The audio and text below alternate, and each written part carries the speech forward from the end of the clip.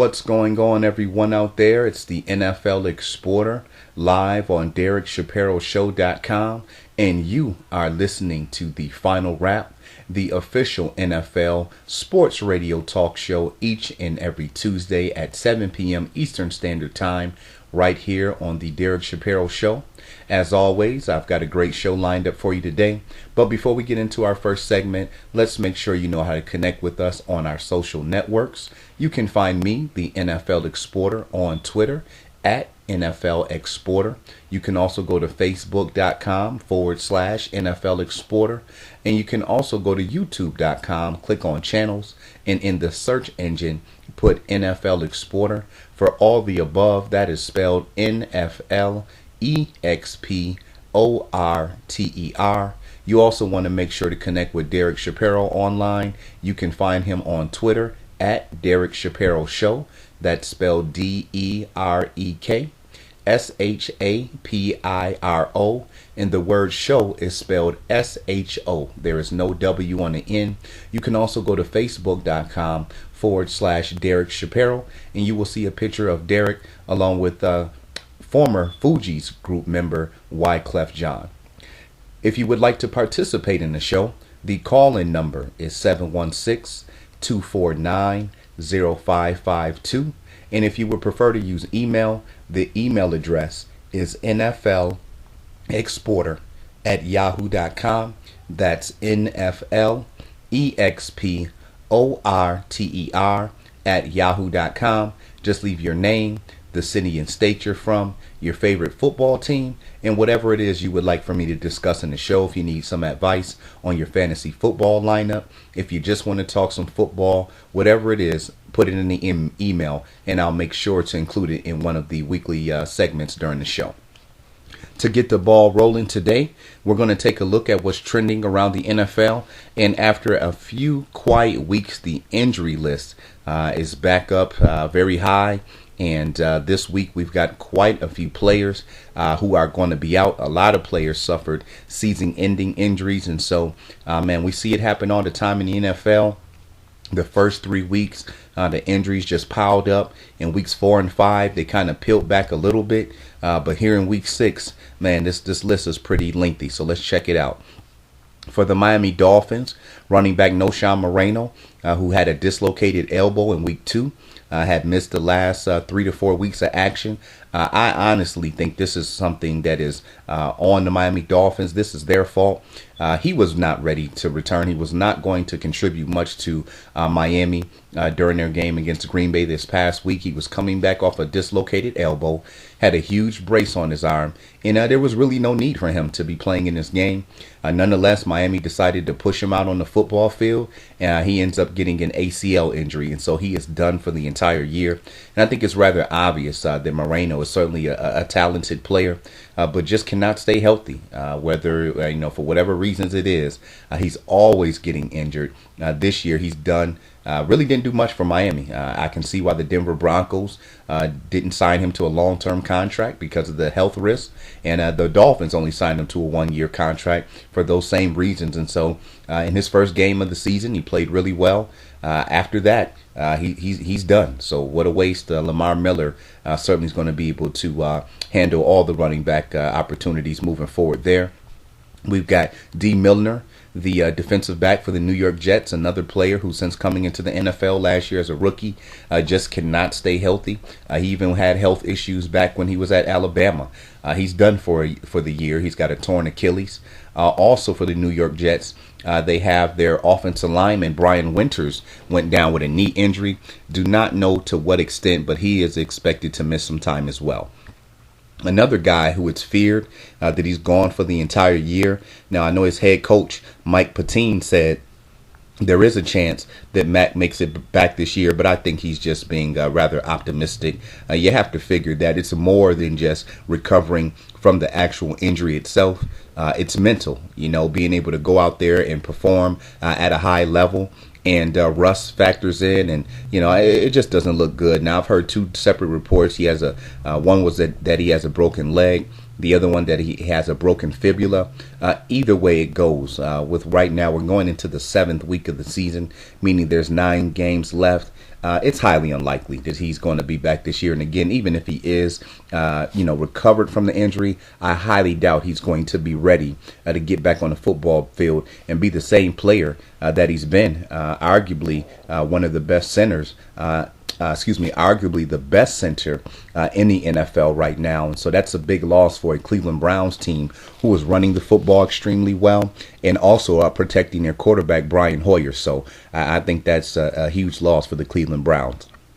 Jared Mayo, inside linebacker for the New England Patriots, who missed the last 10 games of last season with an injury.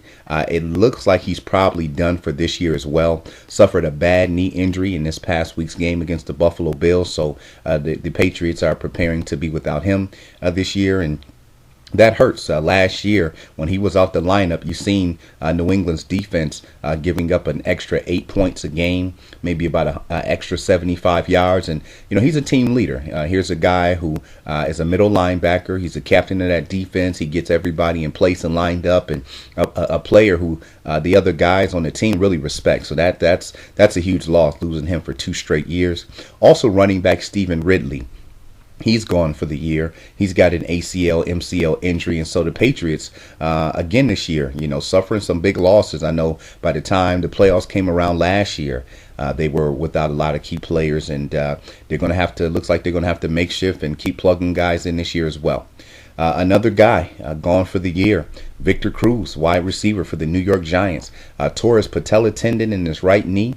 And without question, he is done for the year. That's a huge loss for the Giants. They're now down to really 2 reliable receivers, and one is a rookie.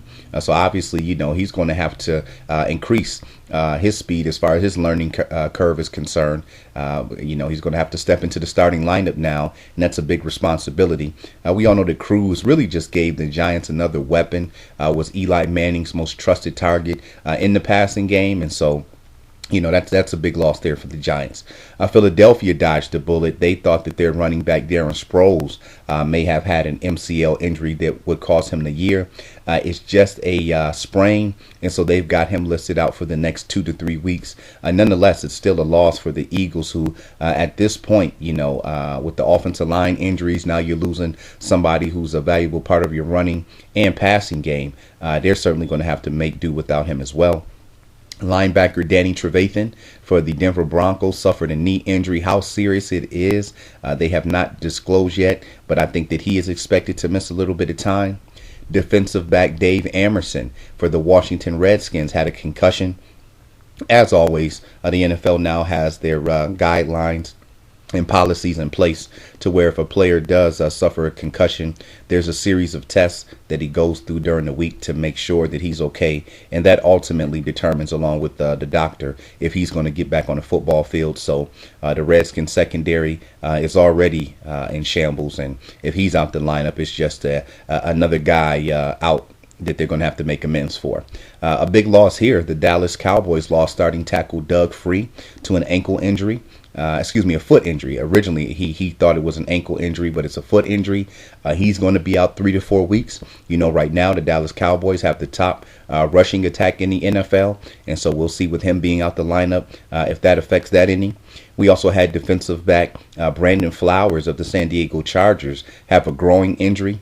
This week, the Chargers are playing at Kansas City, Flowers' old team. So I'm quite sure for him, the timing is a bit off. I know he wanted to get out there against his old team and help shut them down. With those growings, they can take some time. Not quite sure if he's going to be able to play Sunday. If not, I'm quite sure the next time that they play San Diego, he'll be looking forward to that matchup.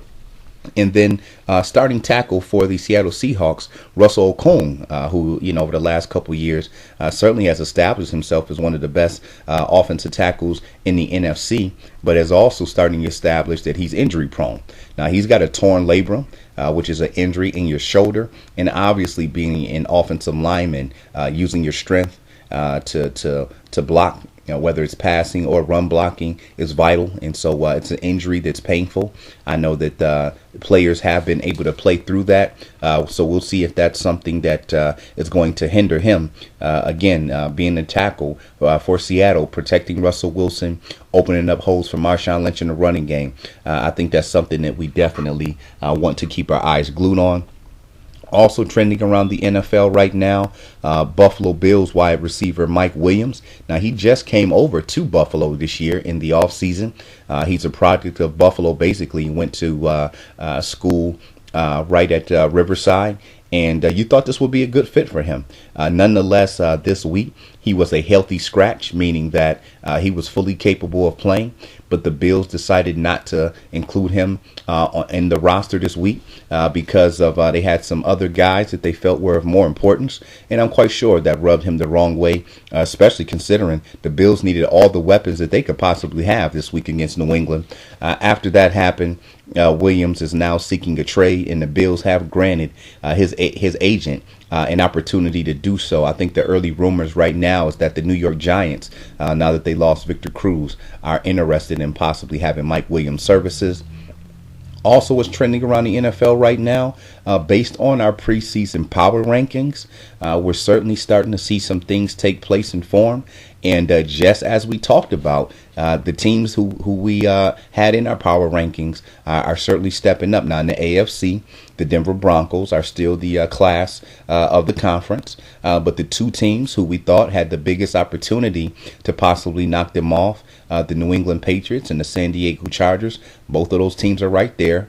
Denver is 4-1, New England's 4-2, San Diego is 5-1. And I think if you look at the brand of football that's being played right now, you certainly have to say that both of those teams have a good opportunity. You know, as the season goes on, teams will get stronger, Denver included, but both teams will have an opportunity to play Denver during the regular season. And so New England obviously plays Denver one time this year. That game will be in New England. San Diego's in the same division, so they're going to play them twice. And so I think those are the two teams right now, when you look at the AFC, who have the best chances of knocking Denver off. The other two teams that we talked about, Indianapolis and Baltimore, both of those teams are 4-2 and playing well, but I don't see either one of those teams being able to handle Denver right now. Not even sure about San Diego. I like Baltimore more than I like Indianapolis. I know Indy was able to beat them head to head, but Baltimore offensively in that game just made a lot of silly errors and mistakes. And so I think without question, those were four teams who we had listed in the preseason, before even the season started, who we thought would be able to take care of Denver, or have the best opportunity to dethrone Denver. And those four teams right now are certainly the top four teams with an opportunity to do that. The other two teams in the AFC who are playing some pretty good football, but I need to see more consistency out of them. The Cincinnati Bengals right now are 3-1-1. They've been running into some health issues. Their star receiver, A.J. Green, has been battling a toe injury. Their other starting receiver, Marvin Jones, he has not got on the football field yet. He was supposed to come back in Week 5 against New England, but suffered an ankle injury, so he didn't play the last two games. So right now, still some inconsistencies there. Their defense is not playing as well as they have in the past. And then the quarterback, Andy Dalton, again, just hasn't turned the corner, and he's the guy who we spoke about in the preseason, who ultimately the Bengals' success was going to ride on. Also, can't overlook the Cleveland Browns. Look, let's face it, this team is 3-2. But the two losses that they have were by a combined 5 points. They've been in every single game this season. The defense is playing well. The offense, surprisingly, is playing well. And I think they're just a team that's going to get better and better as long as they can stay healthy. Again, losing center Alex Mack is a big loss. So I'm interested to see just how much of an impact that may have on the Browns' offensive line. When we look over in the NFC, as we talked about before, a lot more competitive. In the AFC, we already knew that those four teams we talked about, New England, Indianapolis, San Diego, Baltimore, those four teams were legitimate contenders against New England. When we looked out in the NFC, Seattle is the defending Super Bowl champion. Right now, they're 3-2. I'm always a guy who rolls on principle, and so until that team is knocked out of the playoffs or doesn't make the playoffs, they are still the team to beat. But when you look at right now, you have the Dallas Cowboys at 5-1. You have the Philadelphia Eagles at 5-1. You have the Detroit Lions at 4-2. You have the San Francisco 49ers at 4-2. The Arizona Cardinals at 4-1. The Green Bay Packers at 4-2. the Chicago Bears at 3-2. Now, looking at all of those teams, as I spoke about on the show last week, I think that San Francisco has the best chance to beat Seattle, but also the Dallas Cowboys, and that's exactly what they did. Last week, going out to Seattle. I think that was a huge victory for the Cowboys, and their confidence has to be soaring right now. When I look at Philadelphia, I don't think defensively they're sound enough, and they've got to get more healthy on their offensive line. Looking at Detroit, another team just have to get healthy before we can get a real status on them, but their number one ranked defense certainly can keep them in every football game.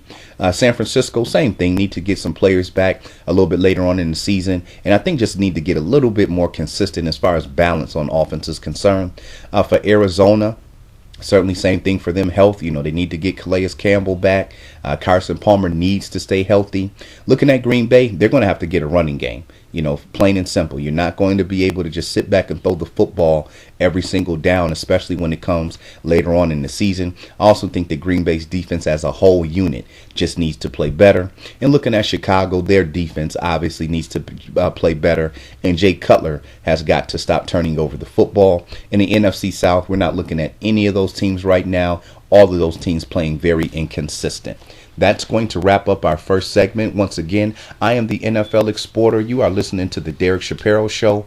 This is the final wrap. When we come back, we'll talk some fantasy football.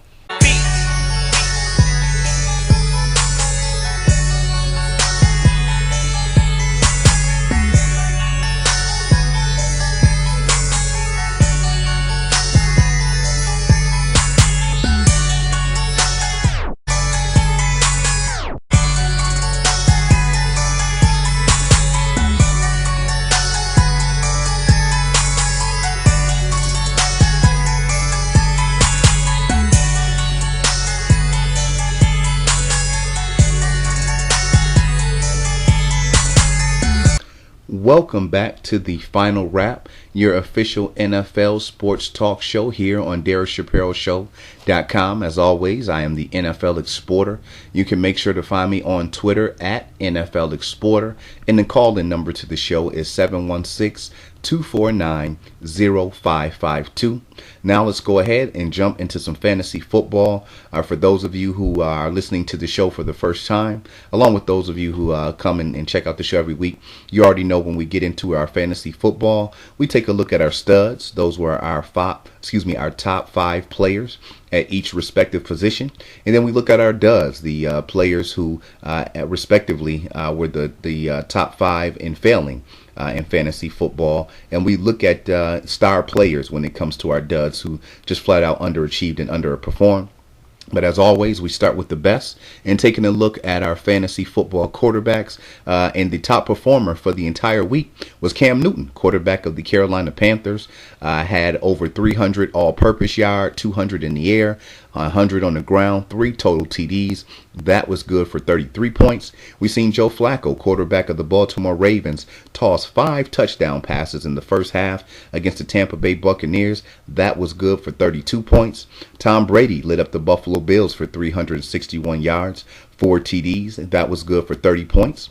We're seeing Colin Kaepernick on Monday Night Football put up 343 passing yards and 3 TDs. That was good for 28 points. And then we had Phillip Rivers of the San Diego Chargers, Aaron Rodgers of the Green Bay Packers, and Derek Carr, the rookie for the Oakland Raiders. He had 4 TD passes. All 3 of those quarterbacks each had 25 points. Taking a look at our running backs, it was Matt Forte of the Chicago Bears with 27 points, Arian Foster of the Houston Texans with 25. Giovanni Bernard had an 89-yard touchdown run. That helped spark him to 21 points. DeMarco Murray continues to be a beast. He had his 6th straight 100-yard rushing game. That was good for 20 points. And we had Ben Tate, who has been an excellent surprise for his fantasy owners. Back-to-back weeks of excellent games. He had 78 rushing yards, 2 TDs. That was good for 19 points. Taking a look at our wide receivers, it was T.Y. Hilton of the Indianapolis Colts. He had 28 points. What a big game he had on Thursday Night Football. 9 catches, 223 yards, and a touchdown. How about rookie Andre Holmes for the Oakland Raiders? Had 2 touchdowns and over 100 yards. That was good for 24 points. Brandon LaFell, seems to be becoming a favorite target of Tom Brady out for the New England Patriots. He had 97 yards, 2 touchdowns. That was good for 21 points. How about Demaryius Thomas of the Denver Broncos? Yeah, this guy is really starting to find his groove. Over 100 yards for the second straight week, 10 catches and a touchdown. That was good for 18 points. And Mohamed Sanu filled in nicely for A.J. Green of the Cincinnati Bengals. He had 120 yards on 10 catches and a touchdown. That was also good for 18 points. And then we had Steve Smith of the Ravens, Torrey Smith of the Ravens, and Deshaun Jackson of the Washington Redskins. All three of those players had 17 points. When we're taking a look at our tight ends, it was Julius Thomas of the Denver Broncos with 2 more touchdowns to give him 9 this season. And he's a guy I certainly should have mentioned in the first portion of the show on what's trending. Right now, he is on a record-setting pace. He has 9 touchdowns in his first 5 games of the season. The all-time record for a tight end is 17 by Rob Gronkowski. It looks like he's going to shatter that. The all-time record, period, is 22 in a season by Jerry Rice. And he certainly has an opportunity to break that with Peyton Manning being his quarterback. And so this guy, without question, is the top fantasy football tight end right now. Next, it was Jordan Cameron. Hadn't made the list all year, and we have been wondering where he was. It looks like he's back healthy from that shoulder injury. Had 102 yards and a touchdown against the Pittsburgh Steelers. That was good for 16 points. Here's a name that this might be the only time you see it all year. How about Clay Harbor, the tight end for the Jacksonville Jaguars? He had 15 points. Greg Olsen continues to be a monster for the Carolina Panthers. He had 12. Also, Jace Amaro, tight end for the New York Jets. He had 12 as well. And then we had Scott Chandler of the Buffalo Bills and tight end Zach Ertz of the Philadelphia Eagles. Both of those players had 10 points. Taking a look at our defense and special teams, it was the Detroit Lions defense with 20 points. They had 8 sacks, 3 interceptions, made life very miserable on rookie quarterback Teddy Bridgewater. The Denver Broncos and Philadelphia Eagles both had 17 points. The 49ers had 14. The Arizona Cardinals had 13. And the Tennessee Titans had 12. Taking a look at our top 5 kickers for the second straight week, it was Stephen Gostkowski of the New England Patriots with 16. Dan Bailey, kicker for the Dallas Cowboys with 15. We have Mike Nugent, kicker for the Cincinnati Bengals, who had 14 points but should have had 17. He actually missed a 36-yard field goal that would have given Cincinnati a win in overtime. That hurt big time there. You have Graham Gano of the Panthers, Justin Tucker of the Ravens, and Chandler Cartnazano. I love this rookie out in Arizona. All 3 of those players had 13 points. And then you had Steven Hauschka, the kicker for the Seattle Seahawks. He had 12 points. Now moving over to our duds. Again, these are our players, our starters who came out this week and flat out did not get the job done. And we're starting with Eli Manning of the New York Giants. Just played very poor on Sunday Night Football. He only had 6 points. Surprisingly, Russell Wilson. But again, for every fantasy football superstar or stud, they're certainly human. They're going to have a couple days off, and this was not a good day for Russell Wilson. Only 9 points. We knew that Matthew Stafford is going to struggle right now without Calvin Johnson. Didn't have Reggie Bush in the lineup as well. He only had 11 points. Ben Roethlisberger, surprisingly, did not play well against Cleveland. It really wasn't him as much as their overall team effort. Nonetheless, Big Ben only had 11 points. Rookie Austin Davis finally came back down to life. The 49ers defense jumped all over him. He only had 11 points. And then we had Matt Ryan of the Atlanta Falcons and Nick Foles of the Philadelphia Eagles. Both of those players only 12 points. Taking a look at our running backs, it's Frank Gore of the San Francisco 49ers, surprisingly with only 3 points. But he had gashed the Rams so much over the last couple of years. I think they just wanted to make a concerted effort to make sure to shut him down. You've got Eddie Lacy continuing to struggle for the Green Bay Packers, only 4 points. The same holds true for Doug Martin out in Tampa Bay, only 4 points. Alfred Morris had a tough outing playing against the Arizona Cardinals, only 5 points, along with Andre Williams, the rookie running back, who filled in for Rashad Jennings for the Giants. He only had 5 points. And then Marshawn Lynch, it seems like lately they haven't been able to get him enough carries. Had 60 yards on only 10 carries, which was 6 yards per carry, but just wasn't able to get it done. Only had 60 yards. Taking a look at our wide receivers, Jeremy Maclin of the Philadelphia Eagles, only 1 point. Man, I tell you, this Keenan Allen for the San Diego Chargers is a huge disappointment. I was very upset when I couldn't get him on my fantasy football team, but seeing how he has not produced this year, I am not mad at all. We have Emmanuel Sanders of the Denver Broncos along with Reggie Wayne of the Indianapolis Colts. Both of those guys only had 3 points. You've got Roddy White. He seems like he's falling off a bit here. Him as well as Golden Tate. And Tate is not falling off. He just had a tough outing, but him and Roddy White, both those guys, only 4 points. And then Julio Jones of the Atlanta Falcons, Dez Bryant of the Dallas Cowboys, Vincent Jackson of the Tampa Bay Buccaneers, all of those players only 6 points. Taking a look at our tight ends, Heath Miller failed miserably, only 1 point. I'd say this Charles Clay for the Miami Dolphins. Maybe he's an afterthought at this point. I don't know why he's not involved in that offense more. He's only got 3 points. We had Dwayne Allen as well of the Indianapolis Colts. He finally cooled off after scoring touchdowns in 3 straight games. He had 3 points as well. And then we had Owen Daniels, Vernon Davis of the San Francisco 49ers.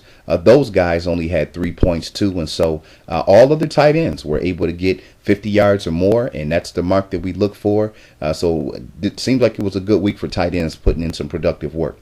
Taking a look at our defense special teams, it was the Tampa Bay Buccaneers, -6. 2 straight weeks for the Carolina Panthers. I tell you, this defense is horrible. They got -4 points.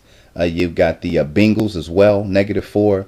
The Raiders, -3. You have the Rams, and excuse me for the Panthers. It wasn't last week, but 2 out of their last 3 games, they've got negative points on defense. You had the Rams and the Bills with -2. And then you had Atlanta, San Diego, the Jets, and the Washington Redskins defense, all with 0 points. Taking a look at our place kickers, it was Dan Carpenter, who was a stud last week. This week he's a dud, only 2 points. We had Randy Bullock of the Houston Texans. He only had 3 points. Sebastian Janikowski, another guy who I'm surprised not more. He only had 3 points. You have Blair Walsh, kicker for the Minnesota Vikings, as well as Sean Swisham, kicker for the Pittsburgh Steelers. Both of those guys only 4 points. And then Pat Murray for the Tampa Bay Buccaneers, Greg Zuerlein of the St. Louis Rams, Matt Prater of the Detroit Lions, and Nick Folk of the New York Jets. All of those players only have 5 points. And the one that really stands out is Matt Prater. This is a guy who's got to get his act together soon. This guy's an alcoholic. Coming into this season, he missed the first 4 games due to being suspended due to abusing alcohol, and he's been given another opportunity. The Lions have already cut 2 kickers this year for missing kicks, and I can tell you this much now, Matt Prater, your leash is super thin. In his first game, he missed 2 field goals, only made 1, and it was so bad to the point where when Detroit had an easy field goal, I think just to make a point to him, they decided to go for it instead of letting him kick. And so I would tell you this much, Mr. Matt Prater, if you are unable to knock down your field goals this week, I would not be shocked to see the Lions get rid of him, because they are in desperate need of somebody who can convert, or it's going to come back to haunt them at some point. Once again, I am the NFL Exporter, live on the Derek Shapiro Show, and you are listening to the final wrap. When we return, we'll start recapping all of the Week 6 action from around the NFL, so stay tuned.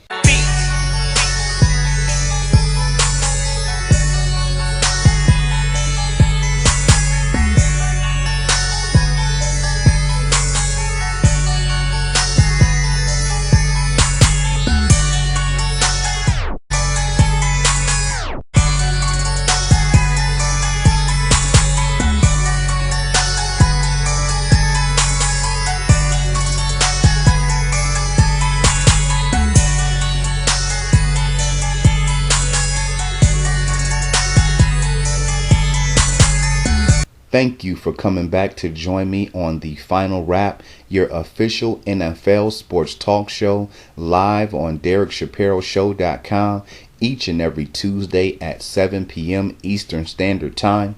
Don't forget to connect with us online. You can find me on Facebook.com/NFLExporter, or if you would like to be a part of the show and don't have an opportunity to call in, the email address is NFLExporter@yahoo.com. Just leave your name, your city and state, your favorite football team, and whatever it is that you would like for me to talk about in a segment during the show. For both of those, NFL Exporter is spelled NFLExporter. Now let's go ahead and put the final wrap on Week 6 action from around the NFL. Things got started on Thursday night as the Indianapolis Colts took sole possession of first place in the AFC South Division with a 33-28 victory on the road against the Houston Texans. In this one, we see Andrew Luck have 370 yards passing, 3 TDs. His main target was T.Y. Hilton, who caught 9 passes for 223 yards and a touchdown. The Colts got out to a quick and early lead. Houston was able to hang around. They had an opportunity to win this game, but a couple turnovers late cost them. A fumble by Andre Johnson and a late fumble by quarterback Ryan Fitzpatrick ultimately sealed the deal. For Houston, we've seen Arian Foster, the running back, continue to do a great job when he's healthy. He had 109 rushing yards, 2 touchdowns. We've seen Andre Johnson finally break out. He had 99 yards and a TD. Again, had that one costly fumble. And then I tell you, this J.J. Watt is definitely a big-time player. He needs to be available on the waiver wire in fantasy football. He scored his 3rd touchdown of the year on a 45-yard fumble return. In this game, like I said, it pretty much was Indianapolis getting out to a real early lead. Andrew Luck came out the gate smoking, and the lead was just too big for Houston to be able to battle back from. Like I said, had some opportunities late to possibly capitalize, but those turnovers really hurt that team. And to be completely honest, when you look at this Houston Texans team, they're going to have to find a way to pass the football. Yes, you have a great rusher in Arian Foster. Their defense, I wouldn't call it good, but with J.J. Watt, they are certainly steady. I will say that. Their secondary looks a little bit suspect, but quarterback Ryan Fitzpatrick is too inconsistent, and I think at the end of the day, he's probably going to be the one person that is going to hold them back from really making progress, because all other aspects of Houston is pretty much on point. One key play in this game early, though, after Indianapolis took a 7-0 lead on the ensuing kickoff, they did an onside kick and recovered it. And that extra possession very well may have been the difference in the ball game, with Indy winning by 5 points. Next, we had the Tennessee Titans barely beating the Jacksonville Jaguars at home, 16-14, and I think that should speak volumes about how bad both these teams are. Obviously, for Jacksonville, still searching for their first win of the season. They're 0-6 now. Rookie quarterback Blake Bortles had his best showing so far as a pro, 336 yards, a touchdown, but still had an interception and a fumble. For Tennessee, not much to brag about. I mean, Charlie Whitehurst, their backup quarterback, 237 yards, no touchdowns. Justin Hunter, their leading receiver, 77 yards. Bishop Sankey, their top runner, 61 yards. So, I mean, this was barely a win for Tennessee, who actually Jacksonville had an opportunity to possibly win this game, but their last-second field goal was blocked by Tennessee, which allowed them to hold on for the victory. Next, we've seen Baltimore go into Tampa Bay and absolutely put a whooping on the Buccaneers. I thought this was going to be a low-scoring, more competitive game, seeing as how Tampa Bay really gave one away last week in the weekend before in New Orleans. But nonetheless, it was Joe Flacco who came out with 4 touchdown passes in the first quarter. That put Tampa Bay in a 28-0 hole, and there was no way to get out from there. Flacco finished the day with 5 TD passes, all in the first half. I'm surprised he didn't try to break the record for as many TD passes as he had in the first half. Peyton Manning holds the record for 7 in the game, and Flacco had 5 at halftime. They probably just wanted to keep a little integrity and not embarrass Tampa Bay. So they started to run the football. But all the stats were for Baltimore. You've seen Steve Smith Sr. bounce back from an off game with 110 yards and a touchdown. Wide receiver Torrey Smith, he's got touchdowns now in 2 out of his last 3 games. He had 2. And Justin Forsett was able to pace Baltimore on the ground with 111 rushing yards. Next, we have the Denver Broncos were able to knock off the New York Jets. And excuse me for that. Now Baltimore is 4-2, and Tampa Bay is now 1-5. The Denver Broncos knocked off the New York Jets. A little bit more difficult than many of us anticipated, but again, this is the NFL. Teams do play with pride, and I'm quite sure New York right now is trying to scrap and scratch with everything they have to get another victory. So they held things in check for a while, but just too much. Denver was going to overcome them. And again, for the Jets, you see the same thing week in and week out. The defense comes out, plays well, gets some stops, adrenaline's rushing, and then the offense can't do much of anything. And, at some point, it's just too much for the defense to handle. And the levee breaks, and the other team goes on a run. Peyton Manning had 3 more TD passes. He's now just 2 shy of becoming the all-time leader in NFL history for passing touchdowns. As we talked about in our fantasy football section, this guy is a true stud. Julius Thomas, the tight end for the Broncos, he had 2 more TD catches. We talked about Demaryius Thomas up over 100 yards again in a TD. And Ronnie Hillman was able to pace Denver on the ground with 100 rush yards. The Jets usually don't give it up like that, but as Peyton Manning had commented after the game in his press conference, he said that the Jets defense was a little bit laughable. They took their linebackers out of the middle of the field and placed them in coverage. And Peyton Manning said, fine, I'll just hand the football off and we'll just run it up the gut. And so that was that. Denver's now 4-1. The Jets 1-5. Detroit Lions got a tough road victory over division rival Minnesota Vikings. The Lions are now 4-2. Minnesota's 2-4. Not a ton to talk about in this game. Stafford had a TD pass. Drake Bell was productive with Reggie Bush being out the lineup. He had a touchdown. And it was really about Detroit's defense, who is ranked number 1 right now in the NFL. That's right, the Detroit Lions. I did not stutter or make a mistake. They are the number 1 defense in the NFL. They had 8 sacks and 3 interceptions, just made life miserable on rookie quarterback Teddy Bridgewater. I know he was happy when that game was over.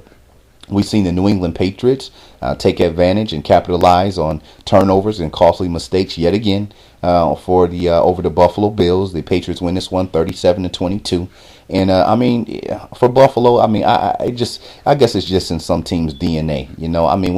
When you had the same things happen every single year playing the same team, I don't know what it is, but Buffalo, 3 first half turnovers. You end up with 8 penalties for 107 yards. This is a 13-7 game at halftime. But just the mistakes. You come out the second half, and New England goes on a 24-15 run to finally put this thing away. And so, for New England, again, they suffered some pretty bad injuries. They're losing their starting running back. They're losing their starting linebacker. I'm quite sure they're going to try to makeshift and fill guys in. But even though this was a victory for New England, certainly was a loss when you look at the players. The Bills are now 3-3, New England 4-2. Carolina and Cincinnati, we had our first official tie of the NFL season. This one ended 37-37. Carolina's now 3-2-1. Cincinnati 3-1-1. And surely the stats were stacked up in this one. We had Cam Newton rushing for over 100 yards, passing for over 250 yards, 3 total TDs. He had a great day.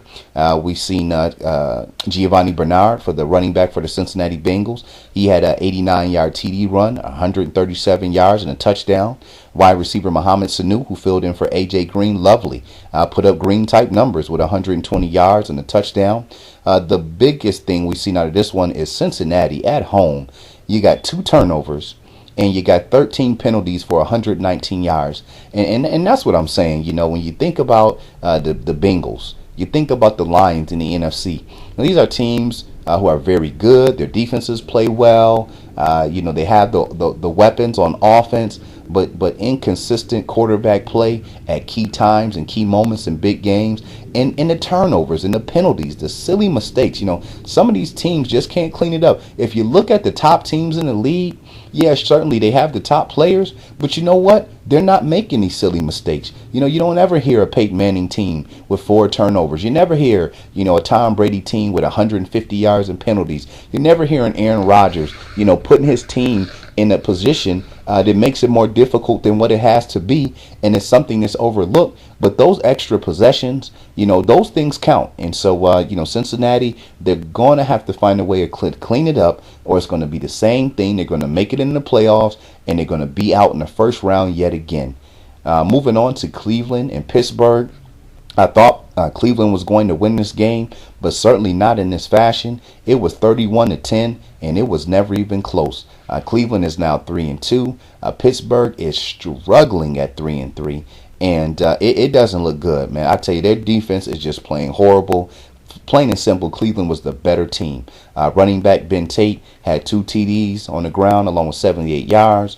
Tight end Jordan Cameron looks back healthy. He had 100 yards and a touchdown, and Cleveland's defense just really clamped down on Pittsburgh. And Brian Hoyer, the quarterback for Cleveland, no turnovers, no mistakes. And it puts you in position to win ball games. And so right now, like I say, Cleveland and Pittsburgh, teams going in opposite direction. Cleveland is playing with a lot of confidence. Their next 3 games are against Oakland, Jacksonville, and Tampa Bay.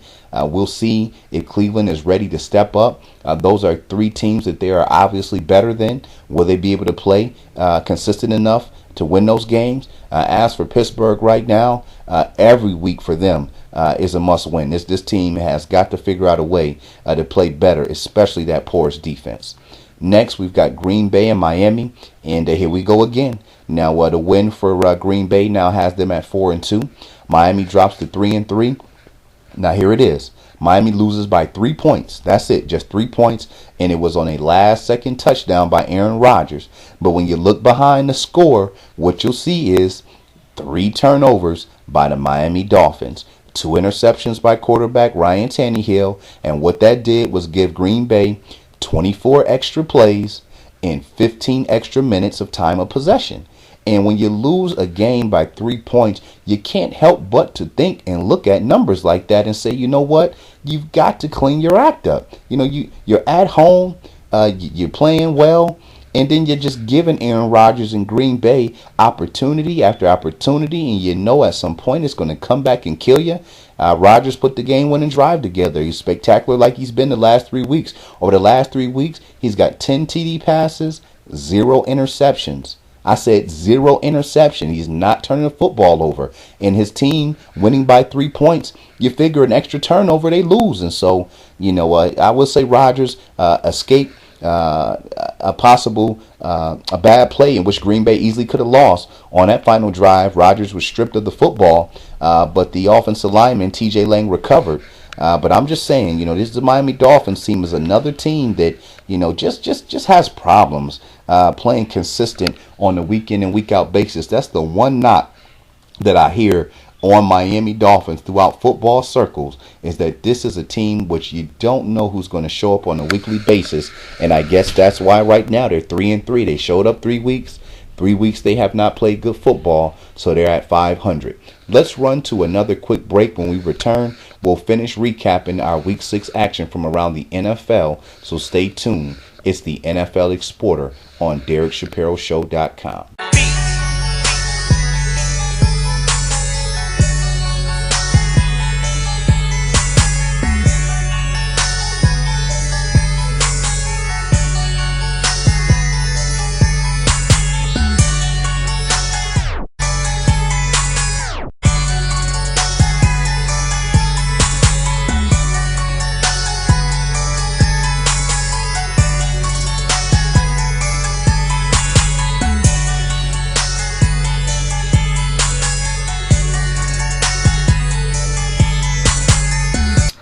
right. Thank you for returning to the final wrap with the NFL Exporter here on DerekShapiroShow.com. Let's hop right back in and finish recapping our Week 6 action from around the NFL. We've seen the San Diego Chargers edge out the Oakland Raiders 31-28. That improves San Diego to 5-1. Raiders still searching for their first victory at 0-5. And in this one, we've seen Phillip Rivers, who along with Aaron Rodgers is the hottest quarterback in the NFL right now. Rivers 3 more TD passes. We've seen undrafted rookie running back Brandon Oliver continue to excel in his second straight week, had 101 rushing yards and the game-winning touchdown. For Oakland, played very well. We've seen rookie quarterback Derek Carr throw 4 TD passes. He had 1 interception, and it couldn't come at a more costly time. The Raiders being down 3 points and have an opportunity to tie it and go into overtime with a field goal. Carr went for a deep pass in a double coverage, and the San Diego's top draft pick defensive back was able to grab an interception and seal the deal for San Diego. And so, as well as Carr played, that one mistake end up costing the Raiders an opportunity to potentially tie or win this game. Nonetheless, he's going to continue to get better. I'm quite sure it's a mistake he'll learn from. Andre Holmes, the rookie wide receiver for the Raiders, had over 100 yards and 2 TDs. He was one of our top fantasy football studs for the week. So we'll be definitely looking for that combination to continue to play well. Next, we had the Chicago Bears improved to 3-2. Atlanta Falcons dropped to 2-4. In this game, I can tell you a couple things definitely stood out to me. You've got the Atlanta Falcons right now. This team cannot run the football, and they are not equipped with their offensive line and really their playmakers. And I'm telling you right now, we talked about it coming into the season, missing Tony Gonzalez. That was a huge loss. Without him in the middle of the field, it's making it a little bit easier on defenses to pretty much focus in on Julio Jones and Roddy White. You let these other guys roam. They're unproven. And that's how this one worked out, plain and simple. You're looking at, due to that, you got Chicago with plus 13 minutes in time of possession, wearing this this Atlanta's defense is just horrible. Let's just call it what it is. They showed up 1 week this season, that being at home against Tampa Bay, a 1-5 team. So I think that, we can certainly understand that. But Chicago just ate this team alive.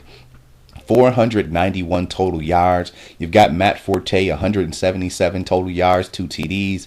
Jay Cutler's throwing for 381 yards and a touchdown. You got both Brandon Marshall and Alshon Jeffrey going over 100 yards. It just was a massacre. Atlanta's offense can only muster up 13 points.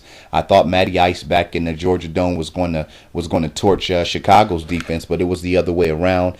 And I'm looking at this Atlanta Falcons team right now, and I'm saying it's a joke. It's honestly a joke because they've known for a very long time what things they've needed to do to fix this football team, and they haven't done it. And I think that at some point in time, we've certainly got to look at owner Arthur Blank. We've got to look at their front office. We've got to look at head coach Mike Smith and say, you know what, to be completely honest, looking at your football team right now, you've got 3 good players. Quarterback Matt Ryan, wide receiver Julio Jones, wide receiver Roddy White. Outside of those 3 players, the rest of your guys are either unproven or they're not good.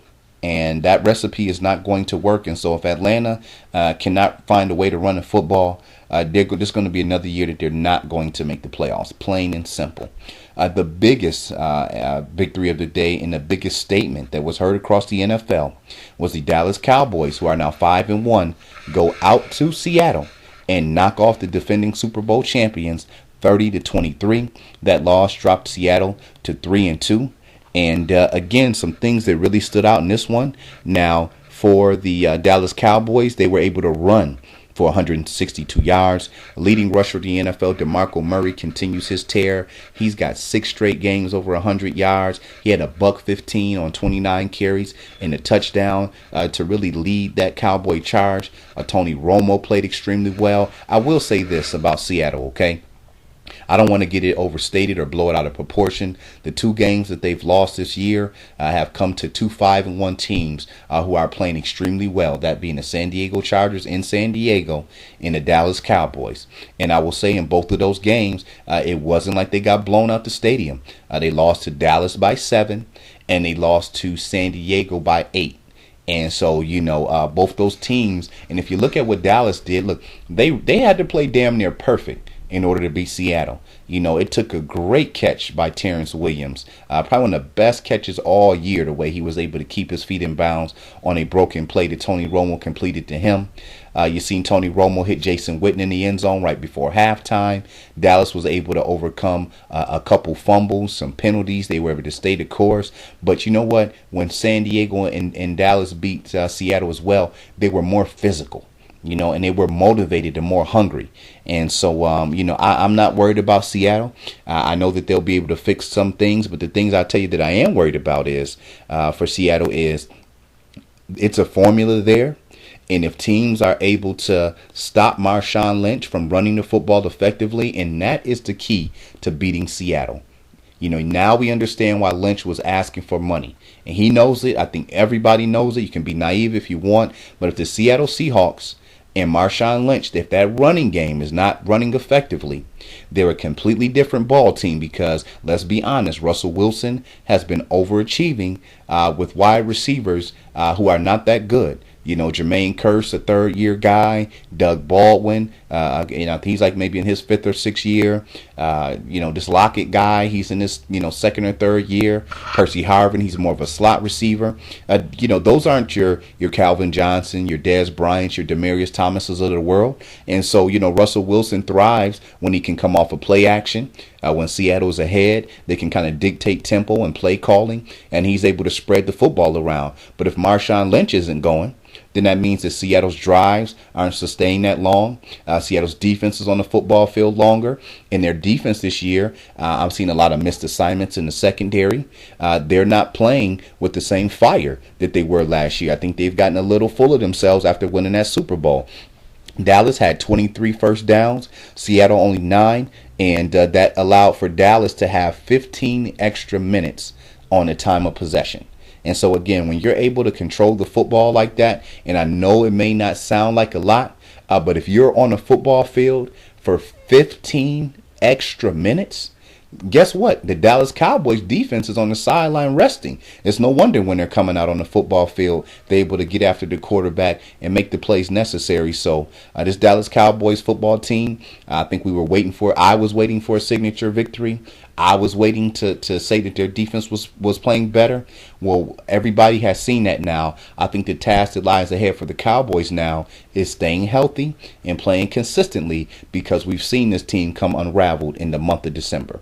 Looking at our next game, it was Arizona playing the Washington Redskins. The story remains the same from Washington. This team, they're done. They're 1-5 at this point. They're desperate. I mean, looking at the NFC, it's not a hole you're going to be able to climb out of. I mean, at this point right now, they're probably only able to afford 2 more losses to have a shot at the wild card. And it just doesn't look well for them. Everybody, and this is what I was saying, last week at home against Seattle, this week on the road against Arizona, we were going to have an opportunity to see what Kirk Cousins was really made out of. And I will give Cousins credit for this. He played well last week in Seattle, for Seattle. Really didn't make any mistakes or do anything wrong there. But you go out to Arizona on the road, I can't emphasize this enough. You got 3 turnovers, 3 interceptions. You lose by 10 points. You can't do it. You just can't do it.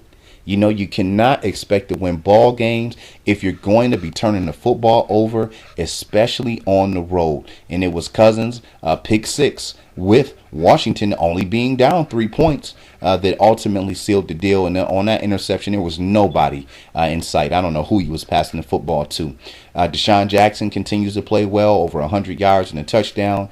Jordan Reed, the tight end, returned to the lineup for Washington, played well, had 92 receiving yards, but ultimately it was the return of Carson Palmer at quarterback for the Arizona Cardinals that gave them the much needed lift they needed, and particularly wide receiver Larry Fitzgerald, who really you could see his success is tied to Carson Palmer. With Palmer in the lineup, Fitzgerald 98 yards, a touchdown, so it's good to see him in the end zone for the first time this year, and also the other wide receiver Michael Floyd had a touchdown. So both of those players much more effective when Carson Palmer's in there at quarterback. If Palmer can stay healthy, this Arizona Cardinals team looks like it's going to be right there at the end again. And this year they're hoping that they can get into the playoffs. Last year they had a 10-6 record, but due to tiebreakers and so on and so forth, it wasn't good enough to get in.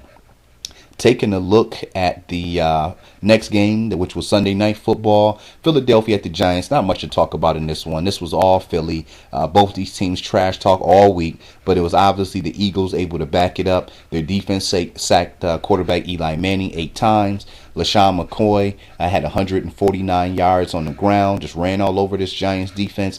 And Nick Foles, he's got to play better. He had 248 yards and 2 TDs, but he also had 2 interceptions, and he's been very inaccurate with the football on the deep pass this year. He's been missing Jeremy Maclin quite a few times, so there's still room for improvement there. Again, from this game, the biggest loss was Victor Cruz, wide receiver for the Giants, who would have scored a touchdown, but on that play, he got injured. He was in the end zone. The ball was right on his hands, but he was in so much pain, he immediately grabbed for his knee, which at that point, caused him to take his hands and his concentration off the football and, just kind of gripe in pain. Philadelphia is now 5-1. The Giants are now 3-3.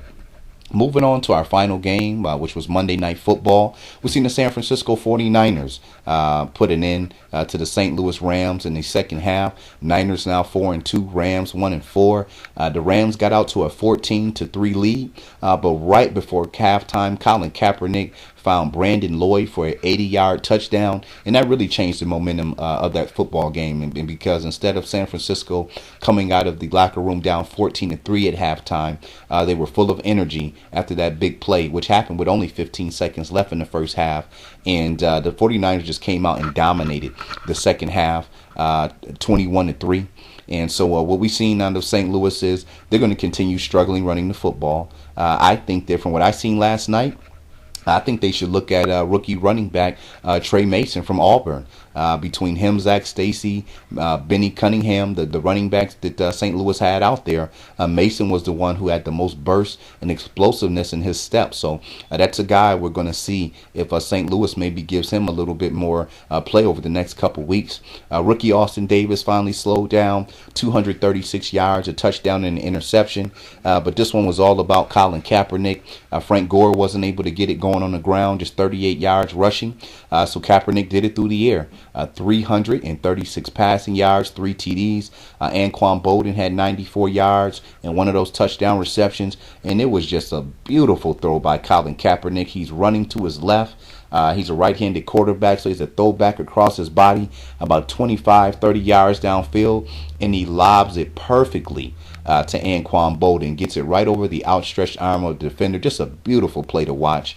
Brandon Lloyd, like I said, he had the 80-yard TD reception. Michael Crabtree had a 30-yard TD reception. And so the 49ers, while they're, trying to get healthy, Navarro Bowman, their all-pro inside linebacker, he's probably going to be back around week, 10, 11-ish. Alden Smith, their best pass rusher, he's going to be back after week 8, I believe, maybe week 9 he comes back. And so right now 49ers holding the ship down till they can get some of their weapons back. They've also been playing without their top defensive back, Tremaine, not top defensive back, but one of their starting defensive backs, Tremaine Brock, too. So there's certainly room for improvement there. That win again has the 49ers at 4-2, St. Louis 1-4, and I think the writing's on the wall.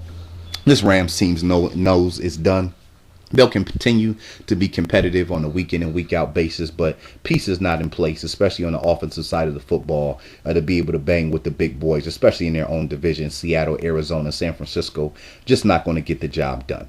That is going to wrap up our show for today. Once again, let's make sure you know how to connect with us on our social networks. You can find me, the NFL Exporter, on Twitter at NFLExporter, Facebook.com/NFL Exporter, YouTube.com. Click on channels in the search engine NFL Exporter. For all the above, that's NFLExporter. And then when you talk about Derek Shapiro, follow him on Twitter at Derek Shapiro Show. And show is spelled SHO. There's no W on the end. And also Facebook.com/Derek Shapiro. Again, you'll see a picture of Derek with former Fugees member Wyclef Jean as his main picture to connect with him on Facebook.